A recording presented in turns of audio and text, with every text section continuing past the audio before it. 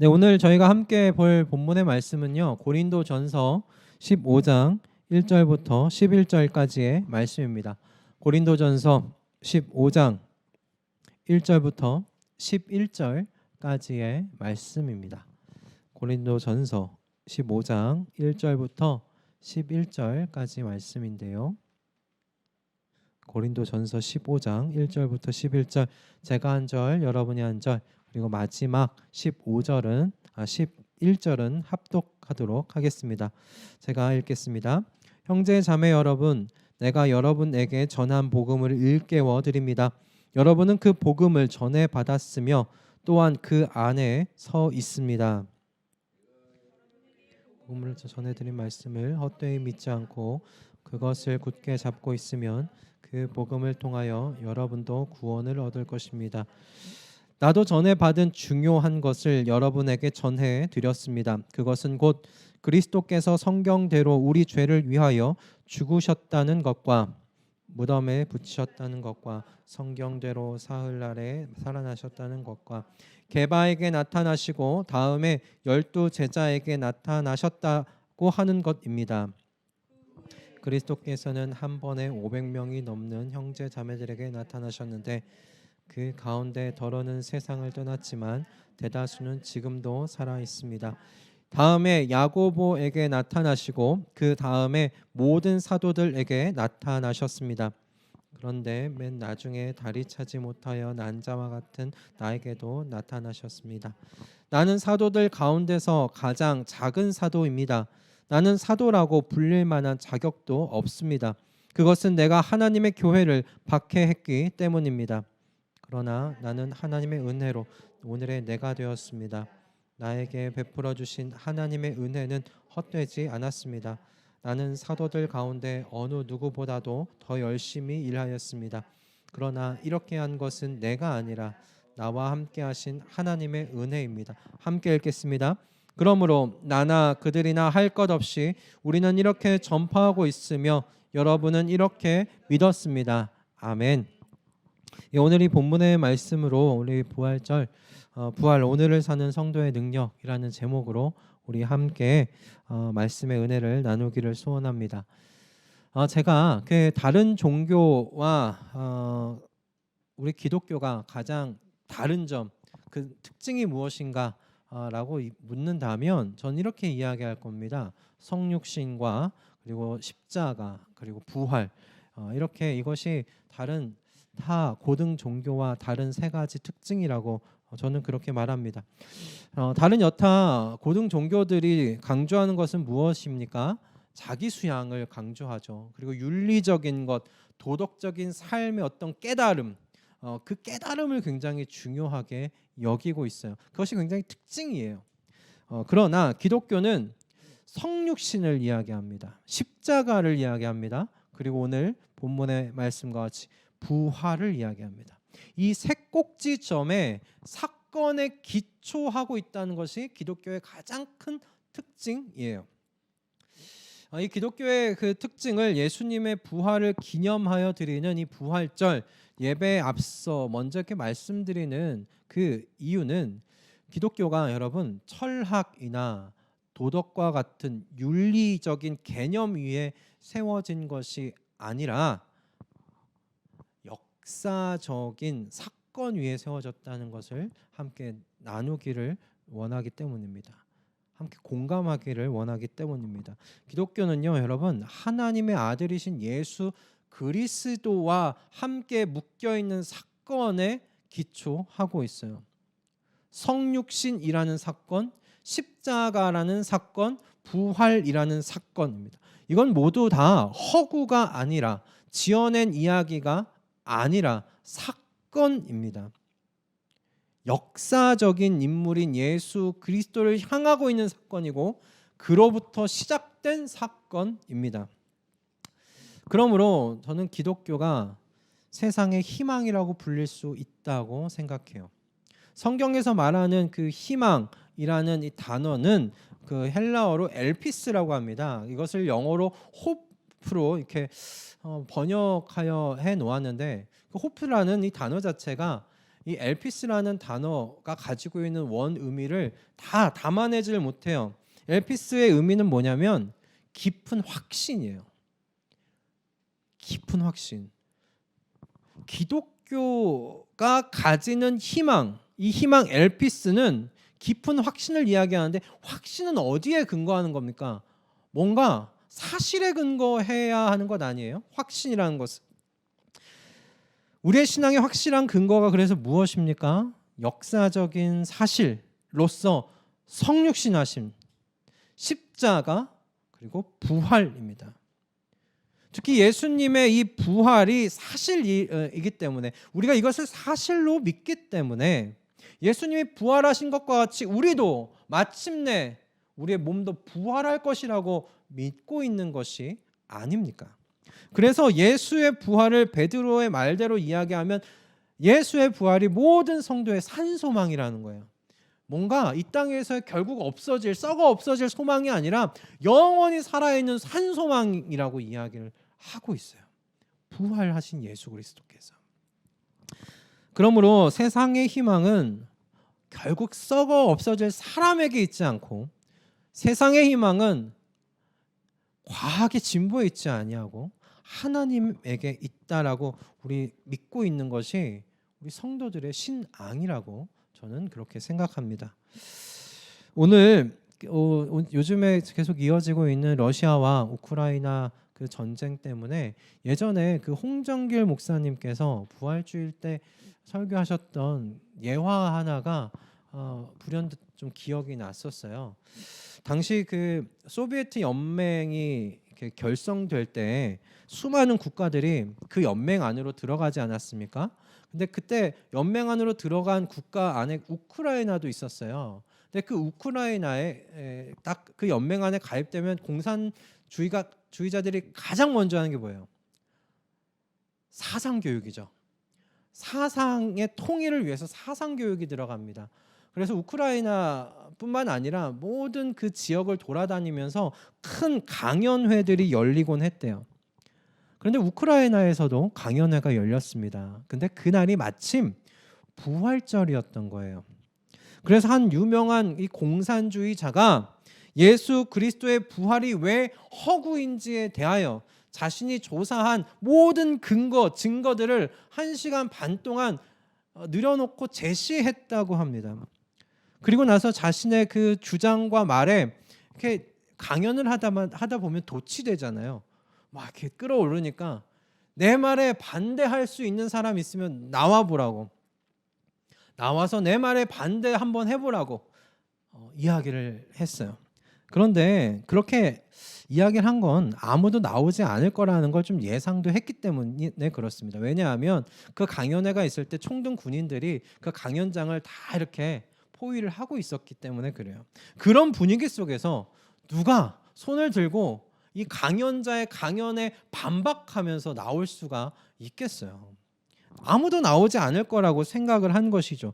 그런데 그런 상황 속에 어떤 앞줄에 앉아 있었던 청년 하나가 손을 번쩍 들고 일어났다고 합니다. 깜짝 놀란 이 공산주의자가 시간이 별로 없으니까 5분 안에 그 너가 이야기하려고 한 근거를 얘기해 보라고 자신은 1시간 반을 이야기해 놓고 5분을 준 거예요. 그런데 이 청년이 이렇게 이야기했다고 해요. 나는 5분이 필요 없습니다. 5초면 됩니다. 라고 이야기를 하고 강단 위에 올라갑니다. 강단 위에 올라가서 회중을 쳐다보고 이 청년이 힘차게 외친 것이 무엇이냐면 예수 그리스도는 부활하셨습니다. 진실로 부활하셨습니다. 할렐루야. 딱 5초도 안 걸리는 이 짧은 문장을 외쳤다고 그래요. 그리고 그 모든 회중이 일어나면서 어떻게 화답했을까요? 아멘으로 화답했어요. 예수 그리스도는 부활하셨습니다. 진실로 부활하셨습니다. 할렐루야. 모든 회중이 일어나서 아멘. 이것보다 더 한 근거는 없었던 것 같아요. 반론은 없었던 것 같아요. 예수 그리스도의 부활이 역사적인 사실이기에 총과 그런 칼의 위협 속에서도 예수 그리스도께서는 부활하셨습니다. 진실로 부활하셨습니다라고 외칠 수 있었던 것이 아니겠는가 하는 거예요. 이 청년은 그걸 부인할 수가 없었던 거예요. 내가 만난 예수 그리스도, 부활하셔서 살아계신 그 예수 그리스도, 그분을 부정할 수가 없었던 것이죠. 예수 그리스도께서 부활하지 아니하셨다면 이 청년은 예수님을 만나지 못했을 겁니다. 그리고 그 앞에 나와서 이렇게 얘기할 수 있다는 건 그 하나의 객기와 다름없는 것이죠. 그 청년이 그렇게 나와 부활에 대해 이야기할 수 있었다는 것 그 자체가 흔들림 없는 예수의 진실된 부활 그 증거가 아닐까 생각이 들었어요. 오늘 본문은 우리에게 그리스도의 부활을 믿는 그래서 신앙이 무엇이냐, 그리고 바로 앞에서 지금 말씀드린 이 예와 같이 이런 어떤 그 큰 위협이 있는 이 현실의 세계 속에서, 문제가 가득한 이 세계 속에서, 세상 속에서 어떻게 그리스도께서 세상의 산소망, 나의 산소망이 되실 수 있는지에 대하여 오늘 본문이 이야기를 해주고 있습니다. 오늘 이 본문 특별히 그래서 기독교가 가지고 있는 부활신앙의 세 가지 가장 큰 특징을 함께 이야기를 나누면서 주님께서 주신 은혜를 나누기 소원하는데, 세 가지는 이겁니다. 첫째는 우리가 갖고 있는 부활신앙은 뭐냐? 역사적인 신앙이다. 두 번째는 합리적인 신앙이고, 세 번째는 은혜의 신앙이다라는 거예요. 이 세 가지가 오늘 이 본문에 다 나와 있어요. 오늘 본문을 보면 기독교가 다른 종교들과 확실하게 다르게 가지고 있는 특징에 대해서 저희 그 팀 켈러 목사님이 이렇게 좀 다르게 표현을 하셨어요. 이렇게 이야기하셨습니다. 여기 당신이 살아야 할 삶의 방식이 있다라고 기독교는 소개하지 않는다. 기독교는 어떻게 이야기하냐면 여기 예수님의 역사 속에 당신을 위해 하신 일이 있다라고 이야기한다는 거예요. 다시 말씀드릴게요. 여기에 당신이 살아야 할 방식이 여기에 있다라고 기독교는 이야기하지 않고, 여기 예수님이 역사 속에 들어와서 당신을 위해 하신 일이 있다라고 말씀하신다는 거죠. 정말 그렇지 않습니까? 우리가 계속 듣고 있는 게 뭐예요? 예수님께서 이 인간의 역사 속에 들어오셔서 이곳에서 우리를 위해 하신 일에 대하여 듣고 있지 않아요? 성육신 하신 일, 십자가에 죽으신 일, 그리고 부활하시고 승천하신 일, 그리고 마침내 저와 여러분을 위해서 이 세상의 끝날에 재림하실 것에 대하여까지 말씀하시잖아요. 기독교가 이야기하는 건 예수님께서 이 역사 속에 들어오셔서 우리를 위해 무슨 일을 하셨는가, 그것에 대해 이야기한다는 거예요. 그래서 오늘 본문 3절과 7절에 기독교가 말하는 복음이 무엇인지에 대해 이야기하고 있는데, 오늘 본문 3절과 이 7절의 이 내용은 과거 초대교회가 가지고 있었던 복음의 내용이에요. 사도 바울이 만들어낸 것이 아니고 초대교회가 그 전부터 가지고 있었던 복음 자체였어요. 그것을 보면 이렇게 볼 수가 있어요. 이야기할 수 있는 건, 첫째는 그 복음은 이것에 대해 이야기하고 있어요. 그리스도께서 성경대로 우리 죄를 위해 죽으셨다고 이야기를 하고 있어요. 여러분, 이게 가르침입니까? 복음이에요. 복음인데 기쁜 소식이잖아요.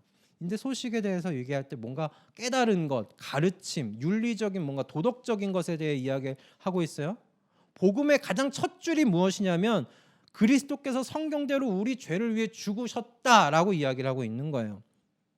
어떻게 살아가야 될지에 대한 삶의 방식이 아니라 역사적으로 예수님께서 오셔서 무엇을 하셨는지에 대하여 사건에 대해서 이야기를 하고 있어요. 하나님의 아들께서 메시아로 오셨고 그분은 실제로 역사적으로 십자가에 달려 죽으셨다. 지금 그걸 얘기를 하고 있는 거예요. 두 번째는 뭐냐면 4절입니다. 무덤에 묻히셨다는 것과 성경대로 사흘날에 살아나셨다는 것과 라고 기록되어 있어요. 여러분, 이것 또한 가르침 아니잖아요. 무엇인가 새로운 깨달음에 대한 어떤 나만이 깨달은 어떤 도덕적인 철학 뭐 이런 걸 지금 이야기하고 있는 것이 아니잖아요. 그냥 담담하게 이야기해요. 예수님께서 역사 속에 오셔서 하신 일을 전하고 있어요. 십자가에 예수님 죽으셨잖아. 근데 그 예수님이 어떻게 됐어? 사흘날 만에, 성경에서 이야기한 대로 사흘날 만에 다시 살아나셨어. 이거 사실이야 라고 이야기를 하고 있는 거예요. 오늘날 아직도 그 건재한 기독교 신앙의 한 자세가 있어요. 그게 무엇냐면 세상과 우리 이 기독교를 좀 연결하기 위해서, 다리를 놓기 위해서 이 성경 속에서 세상의 사람들이 이해할 수 없는 좀 이적과 기적과 좀 신화적인 그런 내용은 좀 버려버리자라는 거예요. 없애버리자라는 것이에요. 그래서 세상 사람들은 좀 쉽게 말씀을 좀 받을 수 있게 그렇게 좀 만들자는 거예요. 그러면 어떻게 되겠습니까? 성육신? 세상 사람들이 이해할 수 있을까요? 없어요. 성육신이란 이야기 지워. 십자가에 죽었다. 죽은 건 죽을 수 있잖아. 부활? 어떻게 부활 세상 사람들이 이해할 수 있겠어? 그럼 좀 다르게 좀 바꿔보자. 예수님 십자가에서 죽으신 게 아닌 거죠. 피는 많이 흘리셨는데 죽은 건 아닌 거예요. 그러니까 빈무덤? 그것도 그냥 설명이 되지 않겠어? 라는 식인 거예요. 그래서 그들이 만들려는 기독교 신앙은 뭐냐면 윤리적인 사람을 만들어요. 사람들을 좀 사랑할 수 있는 사람들을 만드는 거예요. 그래서 세상이 좀 더 좋은 세상, 서로를 사랑하고 따뜻한 세상, 그런 세상을 만들 수 있는 신앙을 가지고 있는 기독교인들을 만들어내는 것, 그것이 또 요즘에 한 기독교의 한 부분입니다.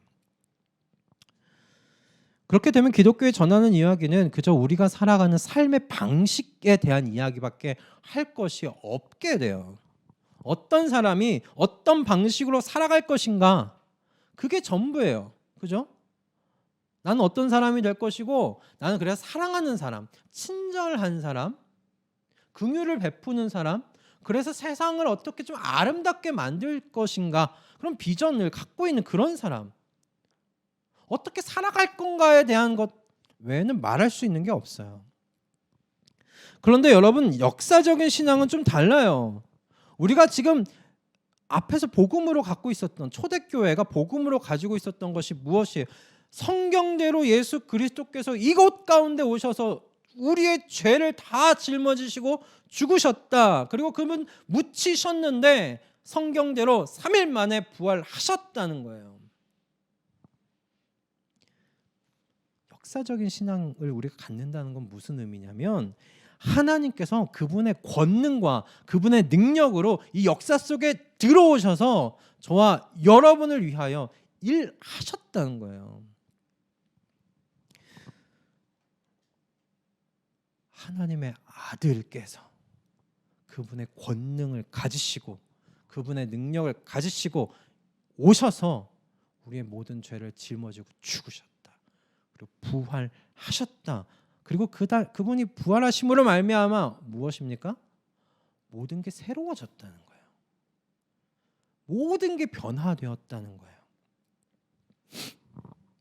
오늘 저희가 읽지는 않았지만 고린도전서 15장 14절에 사도 바울은 이렇게 얘기해요. 그리스도께서 살아나지 않으셨다면 우리의 선포도 헛되고 여러분의 믿음도 헛될 것입니다. 그렇게 말하고 있어요. 15장 14절에. 근데 여기서 헛되다라는 말이 헬라어로 케노스인데, 이 단어의 능력, 이 의미가 뭐냐면 능력이 없다예요. 능력이 없다. 헛되다가 능력이 없다라는 그런 뜻을 갖고 있어요. 여러분, 이게 무슨 말이에요? 성도들이 만약 이렇게 이야기할 수 있는 거죠. 성도들이 세상의 불의와 맞서야 되지 않겠습니까? 세상 속에서 성도를 정의롭게 살아야 되지 않겠습니까? 세상에서 좀 손해 보더라도 세상과는 좀 다르게 살아야 되지 않겠습니까? 아무리 그리고 어렵고 힘든 상황 가운데 있더라도 희망을 잃지 않아야 하지 않겠습니까? 우리 그런 모습 보여줘야 되잖아요. 라고 말하는 거, 어떻게 들으면 옳은 말이죠.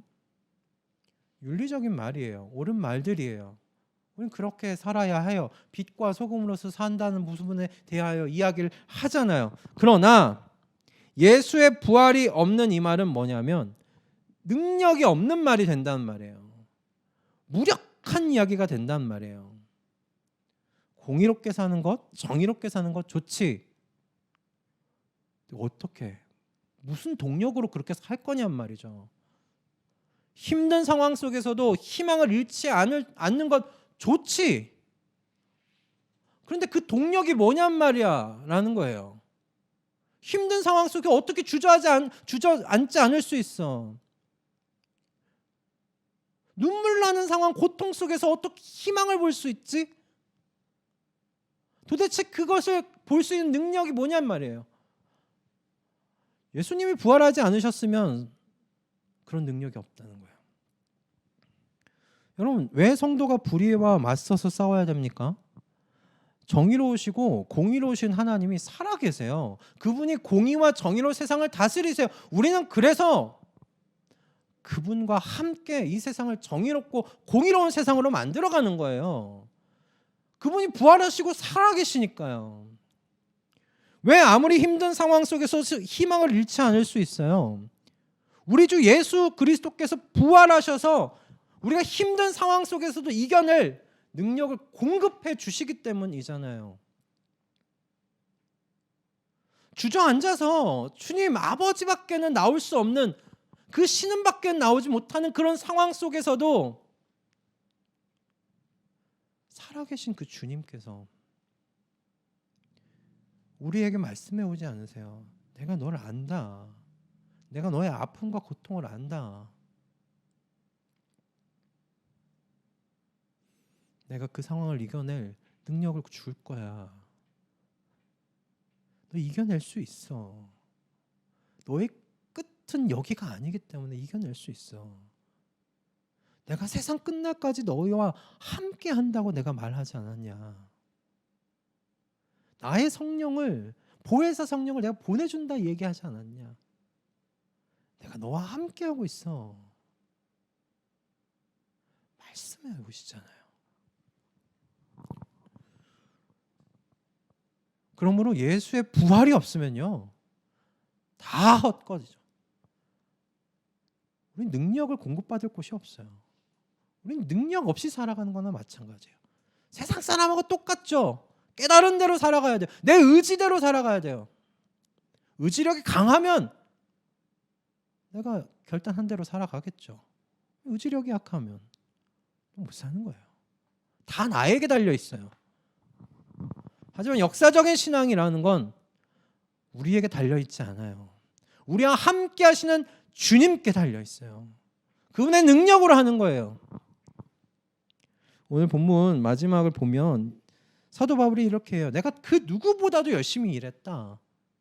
그런데 이렇게 한 게 내 의지가 아니다. 내 능력이 아니다. 내가 갖고 있는 열정으로 그렇게 된 것이 아니라 나와 함께 하신 하나님의 은혜였다.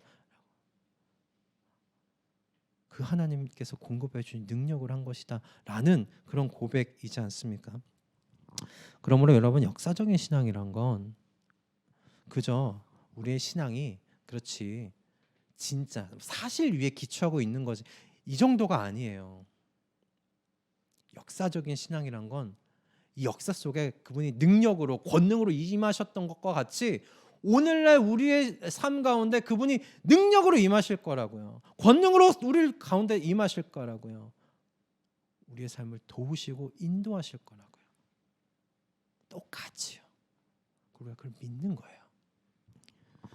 오늘도 주님의 그 부활하신 권능으로 부활하신 그 부활주께서 우리의 삶을 그렇게 바꾸어 가실 것을 믿습니다. 능력을 공급해 가실 것을 능력을 공급하심으로 우리의 삶 가운데 역경을 또 이겨내고 또 세상 가운데 우리를 빛과 소금으로서 살아갈 수 있도록 힘 주실 것을 믿습니다. 아멘. 부활하신 예수 그리스도 믿으십시오. 예수 그리스도 부활하셨습니다. 진실로 부활하셨습니다. 할렐루야. 아멘. 두 번째는 뭐냐면 여러분, 부활 신앙은 여러분 그냥 합리적인 신앙이에요. 그냥 우격다짐으로 믿으라는 얘기가 아니에요. 우격다짐, 너 믿어, 이거 진짜 사실이야, 믿어, 이렇게 얘기하는 게 아니에요. 없는 일을 뭐 눈 딱 감고 믿으면 된다 얘기하는 게 아니에요. 의심하지 마. 의심하지 마. 어디 의심해? 눈 딱 감고 이거니까 믿어라고 지금 이야기하는 게 아니에요. 합리적이라는 거예요. 일단 초대교회가 그 전한 복음에는 예수님의 죽으심과 이 부활, 여러분 이거 역사적인 사실임을 말하고 있어요. 그런데 또 하나가 덧붙어 있어요. 무엇이냐면 예수 그리스도의 부활에 대한 목격자들이 있다라고 지금 이야기를 하고 있어요. 고린도전서가 예수님이 죽으신 다음에 몇 년 사이에 그 기록되어 있냐면 고린도전서는 예수님이 죽으신 이후 15년하고 20년 사이, 죽으신 15년과 20년 사이에 기록되어 있어요. 그러니까 죽으시고 부활하시고 승천하신 그 모든 기간을 다 더해서 그 사이 15년 아니나 20년 사이에 기록됐다고 이야기를 하고 있습니다. 그렇다면 무엇이냐면 예수님께서 정말 부활하셨다면 그 부활을 목격한 사람들이 살아 있을까요? 그럼 살아 있겠죠, 당연히. 20년 사이에 쓰여진 거니까.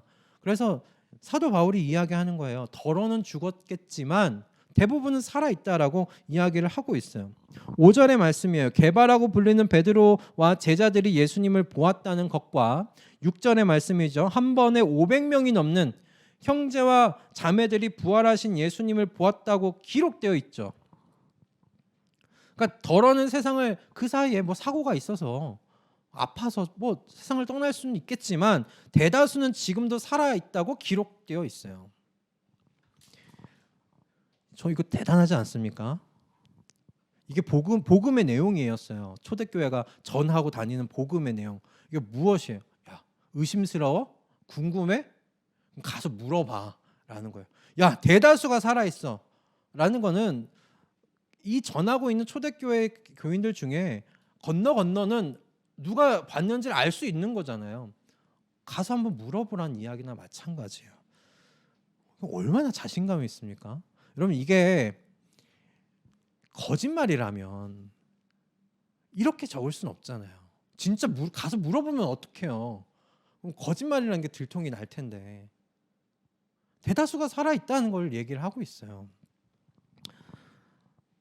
사도행전 26장을 보면 사도 바울이 그 아그리빠 왕과 로마 총독 그 베스도 앞에서 예수님의 죽으심과 부활에 대해서 이야기할 때 로마 총독인 이 베스도가 이 사도 바울에게 이렇게 이야기를 해요. 그 말을 끊고 바울아, 너가 미쳤구나.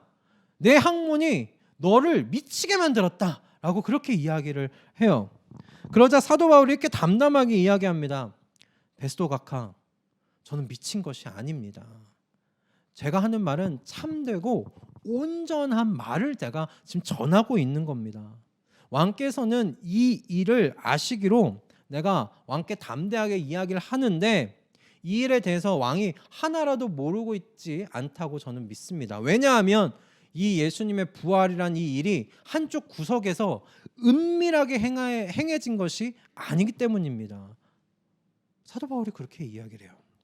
여기서 사도 바울이 말한 내가 지금 참되고 온전한 말을 한다는 이 온전함이라는 말을 NIV 성경에서는 리즈너블이라는 단어로 이렇게 바꿨어요. 이 말이 무엇이냐면 좀 신중함 그런 의미를 갖고 있잖아요. 그러니까 좀 이성적인 합리적인.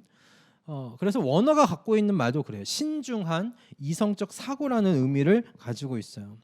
그러니까 사도 바울이 자기가 지금 전하면서 이야기하고 있는 게 뭐냐면 이거 나만의 주장이 아닙니다. 내가 말하는 주장이 아니고 내 생각을 이야기하는 게 아니라 합리적인 근거가 있어서 제가 이렇게 이야기를 하는 거라고 말하고 있는 거예요. 게다가 내가 전한 것을 이 아그리빠 왕이 모르는 게 아닙니다. 지금 사도 바울이 이야기를 하잖아요. 예수님의 죽고 부활하심은 어느 한쪽 구석에서 숨어서 몰래 전해지고 있는 이야기가 아니라 공공연한 이야기입니다 라는 거예요. 대부분이 다 알고 있는 이야기입니다. 그래서 제가 미친 게 아닙니다. 저는 사실을 이야기해드리는 것뿐입니다. 지금 그렇게 이야기를 하고 있는 것이죠. 사도 바울이 그래서 고린도전서 15장의 편지를 통해서 과거 당시의 고린도 교회 성도들과 오늘날 우리 독자들에게 분명히 두 가지를 전하고 있어요. 첫째, 예수님의 무덤은 비었다. 예수님의 무덤은 비었다. 예수님의 부활은 뭔가 영적인 것이 아니라 그건 사실이다. 그 무덤은 비었고 그분의 시신은 사라졌다. 이야기를 하고 있어요. 둘째는 뭐냐면 부활하신 예수님을 수많은 사람들이 목격했다는 거죠. 여기서는 500명의 형제 자매라고 이야기를 되어 있지만 복음서를 보면 예수님을 첫 번째 목격한 사람들이 기록되어 있어요. 누구였어요?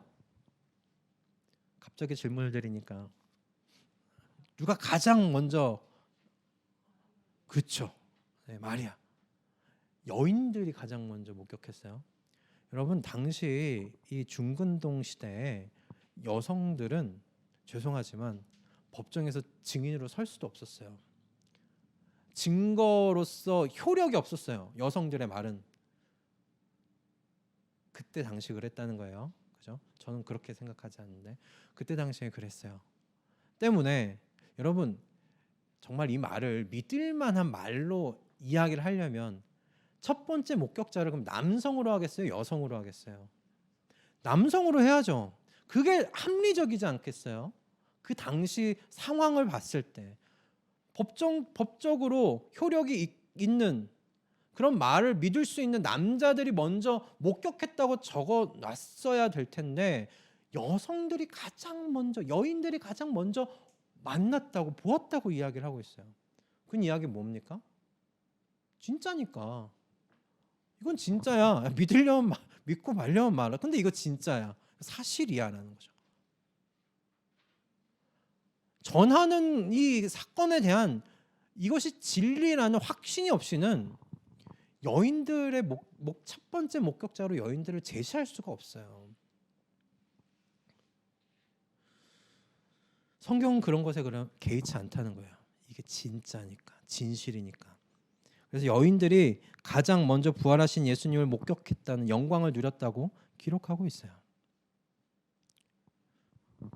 예수님의 부활이 진리가 아니라면 이렇게 쓸 수 없는 겁니다. 저와 여러분이 그러므로 믿는 여러분 이 신앙이요. 그저 뜬구름 잡는 신앙이 아니에요.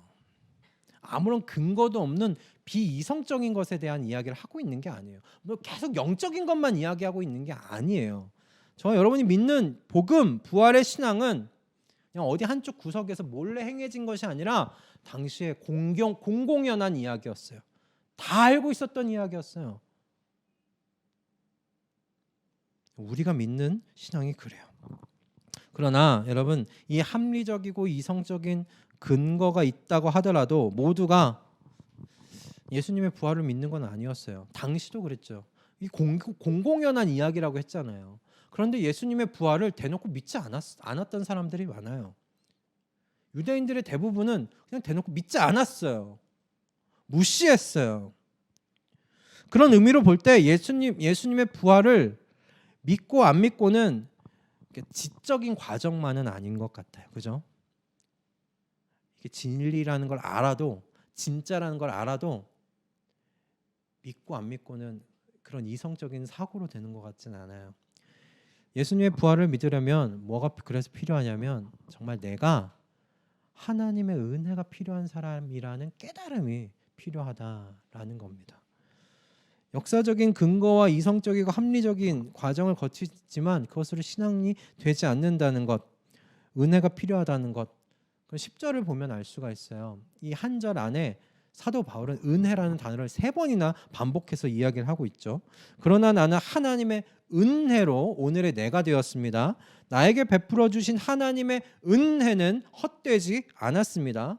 나는 사도들 가운데 어느 누구보다도 더 열심히 일하였습니다. 그러나 이렇게 한 것은 내가 아니라 나와 함께 하신 하나님의 은혜입니다. 사도 바울이 지금 앞에서 계속 뭐 사실적인 거 근거 막 얘기하지만 마지막에 지금 이야기하고 있는 게 뭐예요? 자신의 신앙, 자신을 변화시킨 것, 자기가 일하고 있는 그 모든 것이 무엇에 근거한 거라고요? 은혜라고 이야기를 하고 있어요. 그렇게 자신이 얼마나 은혜가 필요했던 사람인지를 지금 증명하고 있는 것이죠. 사도 바울이 처음부터 나는 은혜가 필요한 사람이라고 고백했던 사람은 아니잖아요. 그죠? 그 사람은 자기 자신이 충분히 선하고 의롭다고 생각했던 사람이에요. 하나님을 위해서 난 살고 일하고 있다는 사람, 일하고 있다고 믿었던 사람이에요. 자신의 모든 행동이 주님을 위한 것이라고 생각했던 사람이에요. 그런데 그 사람이 다메섹 도상에서 주님을 만나잖아요. 부활하신 주님을 만나고 어떻게 변해요? 내가 주님이 필요한 사람이었구나. 은혜가 필요한 사람이었구나. 모든 것이 변해요. 자신의 결함이 무엇인지, 내가 부족한 사람이라는 걸 아는 거죠. 자신이 하나님의 용서의 은혜가 필요한 사람이라는 걸 깨닫게 되는 거예요. 오늘날 대부분의 사람들이 저는 사도 바울과 같다고 생각해요. 자신은 은혜가 필요 없는 사람이라고 생각해요. 아니면 자신은 나의 죄는 절대로 용서받을 수 없다고 생각하거나 둘 중에 하나라고 생각이 들어요. 나는 은혜가 필요 없는 사람이든지 나의 죄는 절대로 용서받을 수 없다고 생각하든지 둘 중에 하나가 아닐까. 하지만 사람이 짓는 죄 중에 용서받을 수 없는 죄가 있다고 믿는다면 그건 하나님의 아들이신 예수 그리스도의 핏값을 너무 값싼 수준으로 생각하고 있는 거예요. 예수 하나님의 아들이 흘리신 핏값으로 용서받지 못할 죄란 없어요. 주님 앞에 나오면 다 용서받을 수 있어요. 또 은혜가 필요하지 않다고 자신은 충분히 깨끗하고 도덕적으로 살았다고 여기는 그 사람 또한 생각해보면 그 도덕적인 삶이 누구를 위한 것인지를 볼 수 있죠. 그 출발점은 자기 자신이었지 주님이 아니었어요. 자신의 신념과 만족을 위한 삶, 그 이상도 그 이하도 아니에요. 내 인생의 주인으로 살아온 삶에 지나지 않아요. 아무리 착하게 살아도, 아무리 도덕적으로 살아도 그건 내 만족이었을 따름인 거예요. 은혜가 필요한 사람이라는 걸 깨닫고 부활하신 주님의 이 용서의 은혜를 받아들이면 새로운 존재가 됩니다. 더 이상 나의 힘과 나의 재능 그리고 능력으로 사는 사람이 아니게 돼요. 사도 바울과 똑같은 고백을 하게 돼요. 나 된 것, 지금 내가 이 모습 된 거 하나님의 은혜입니다. 내가 이렇게라도 이 정도로라도 내가 이 자리에 이렇게 있을 수 있는 건 그건 내 능력이 아니고요. 하나님의 은혜입니다. 제가 일하면서 살고 있다고요? 그건 내 능력이 아닙니다. 하나님께서 길을 열어주시고 일하게 하시고 하나님이 또 일할 수 있는 능력을 공급해 주셔서 내가 지금 이 일을 하고 있는 겁니다. 또 하나님의 은혜입니다.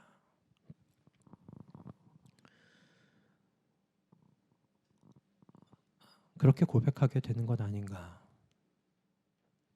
나를 바라보는 새로운 눈이 열리고요. 내 일을 바라보는 새로운 눈이 열리고요. 내 가족과 내 삶을 바라보는 새로운 눈이 열리는 거예요. 제가 오늘 칼럼에도 썼지만 저는 은혜의 이 신앙은 서로에게 아득히 멀어져 있는 이 죽어있는 가슴을 살아있는 가슴으로 만드는 능력을 가지고 있다고 믿습니다.